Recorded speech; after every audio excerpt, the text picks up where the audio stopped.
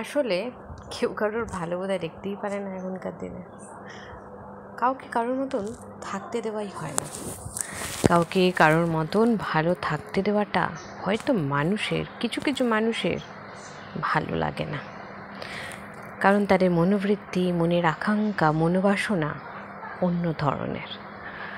আমরা এতটাই স্বার্থপরতা হয়ে গেছি, নিজেদের যেটা ভালো লাগবে সেটা অন্যরাও ভালো লাগতে হবে, নিজের যেটা পছন্দ তাকেও তার সেই পছন্দ হতে হবে। এটা কোন মানসিকতার প্রসঙ্গ আমি জানি না। এটা খুব নিম্নমানের, নিচু মনস্কামনার মানুষের মানসিকতা। কারণ তোমার যেটা ইচ্ছে তুমি সেটাই করবে। জোর করে কোনো কিছু পাওয়ার চেষ্টা করা বৃথা, কেবলই বৃথা। এই কারণেই এখনকার দিনে নৃশংস হত্যাকাণ্ড, নৃশংসভাবে অত্যাচার, মানসিক অত্যাচার, নানা রকম অত্যাচার, শারীরিক সমস্ত কিছু বেড়ে গেছে। যদি তুমি আওয়াজ তোলো তবে তোমাকে শেষ করে দেওয়া হবে।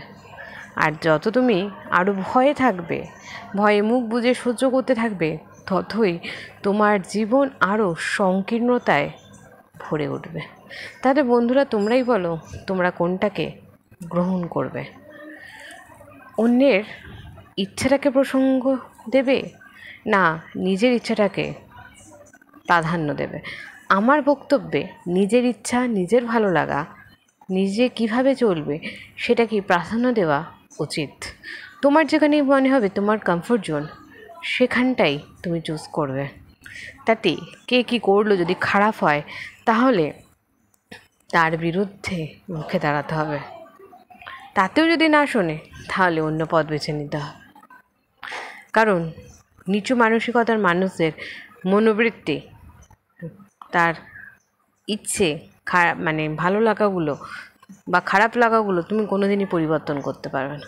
তুমি নিজেকে পরিবর্তন করতে পারবে, কিন্তু যারা এরম ধরনেরই মানুষ, অন্যকে জ্বালাতে পছন্দ করে, যারা অন্যকে খারাপভাবে রাখতে পছন্দ করে, যারা অন্যকে মর্যাদা দিতে জানে না, যারা অন্যকে কি বলবো, আমার মুখে আর ভাষা আসছে না। তোমরা সেই ভাষাটাই কমেন্টের মাধ্যমে জানাবে এদের কি করা উচিত। সত্যি আমাদের রুখে দাঁড়ানো উচিত এই সমস্ত মানসিকতার মানুষদের জন্য। যদি ভালো লেগে থাকে অবশ্যই লাইক, কমেন্ট, সাবস্ক্রাইব করো। আর তোমরা অনেক অনেক ভালোবাসা দিও। আশা করি প্রত্যেকে ভালো আছো, সুস্থ আছো। আমিও আছি, চলছে ভালোই মোটামুটি। আর সবাই ভালো থেকো, সুস্থ থেকো।